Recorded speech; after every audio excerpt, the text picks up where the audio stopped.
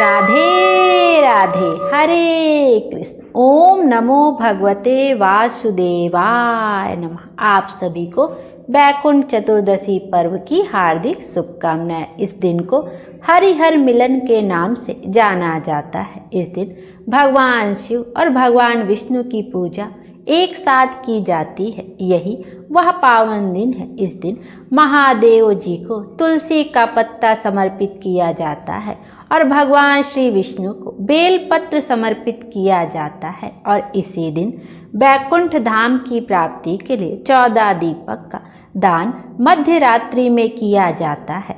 आइए आज के वीडियो में हम जानेंगे 14 दीपक हमें कब, कैसे और कहाँ पे जलाने हैं। उन दीपक में कौन सा तेल भरना है और किस किस स्थान पे उन 14 दीपक को रखना है।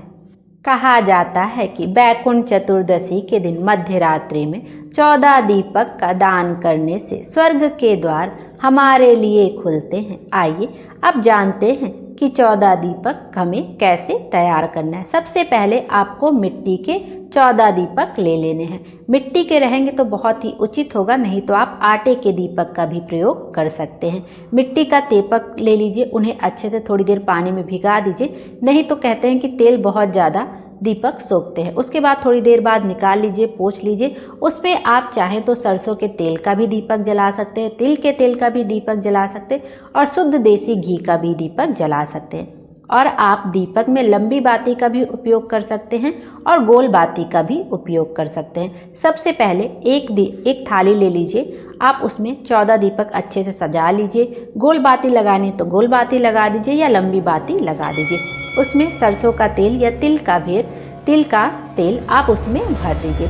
उसके बाद आपको करना है दीपक का पूजन। बिना दीपक के पूजन किए आप दीपकों को प्रज्वलित नहीं कर सकते हैं। तो रोली है, हल्दी है, कुमकुम है, उससे आप दीपकों का पूजन कर दीजिए। धूप बत्ती जला के दिखा दीजिए। हाथ में थोड़ा सा तिल और अक्षत, अब तिल मिल जाए तो तिल, अक्षत मिल जाए तो अक्षत, फूल लेकर हाथ में संकल्प ले लीजिए कि हे गणेश जी महाराज, हे विष्णु महाराज जी, हम आपके निमित्त 14 दीपक का दान करने जा रहे हैं। इसको आप स्वीकार करिएगा और हमारी सभी मनोकामनाएं पूर्ण करिएगा और हमारे लिए भी वैकुंठ के द्वार खोलिएगा। ऐसे कुछ संकल्प करके अपने मन की बात कह के वहीं दीपक के पास उस आपने अक्षत और जो पुष्प लिया है वहीं पर समर्पित कर दीजिएगा।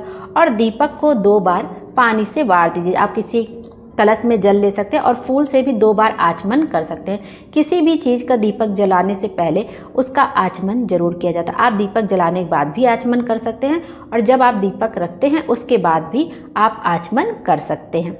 और यह दीपक आपको मध्य रात्रि में करना है। मध्य रात्रि में आप रात में 11 बजे से लेकर 12:30 बजे तक कभी भी इस दीपक का दीपदान कर सकते हैं या सुबह ब्रह्म मुहूर्त में कर सकते हैं। लेकिन यह जो दीपक का दीपदान किया जाता है वो मध्य रात्रि में ही किया जाता है। और मध्य रात्रि में किया जाता है तो हम इन दीपकों को बाहर लेके नहीं जाते हैं, अपने घर आंगन में ही इन दीपकों का दीपदान किया जाता है। तो आइए जानते हैं हमें कहाँ पे ये दीपक दान करना है। और थोड़ा सा तिल, सफ़ेद तिल लेके आपको उन दीपकों के अंदर भी डाल देना। कहते हैं जितने तिल चटकते हैं उतने हमारे पाप भी जीवन के नष्ट हो जाते हैं। तो थोड़ा तिल भी आप उसमें हर दीपक में थोड़ा थोड़ा तिल समर्पित कर दीजिएगा दीपक को प्रज्वलित करने के बाद।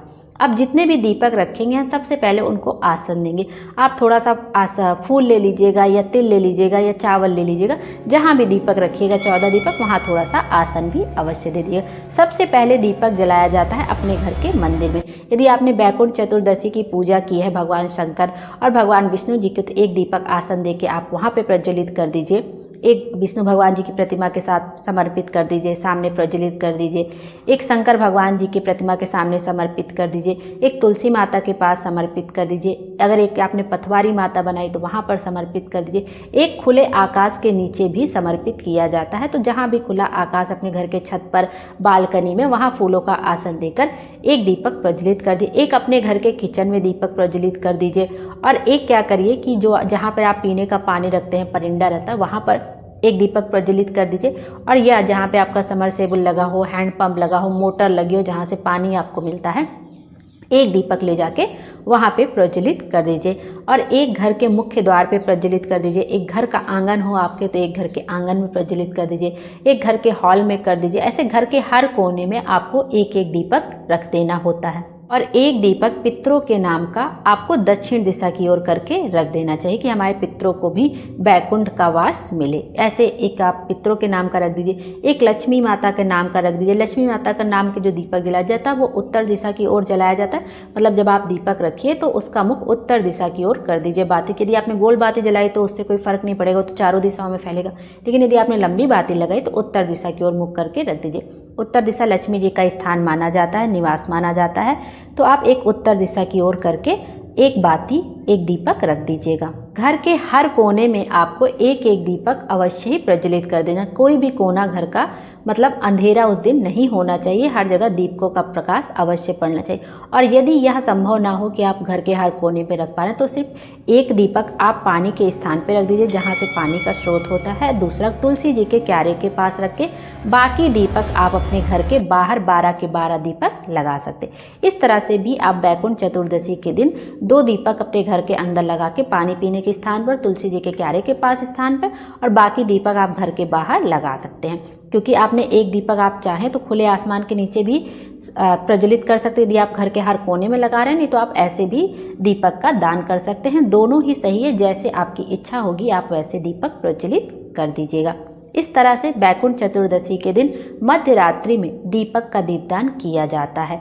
दीपदान करने से हमें कहते हैं कि बैकुंठ का हमें वास मिलता है। इस तरह से आप दीपदान कर दीजिएगा। और इस दिन भगवान शंकर जी को तुलसी का पत्ता जरूर समर्पित करना चाहिए और भगवान विष्णु जी को बेलपत्र जरूर समर्पित करना चाहिए, वो भी रात में 12 बजे से लेकर रात में 4 बजे के बीच तक आप यह कर सकते हैं कि भगवान विष्णु जी को आप बेलपत्र समर्पित कर सकते हैं और भगवान शंकर जी को तुलसी दल समर्पित कर सकते हैं। बैकुंठ चतुर्दशी के इस पावन दिन को हरिहर मिलन के नाम से जाना जाता है। यदि आप कोई अपनी कामना के साथ भगवान विष्णु जी को बेलपत्र समर्पित करते हैं और भगवान शंकर जी को तुलसी पत्र, तो आपकी मनोकामना जरूर से जरूर पूर्ण होती है।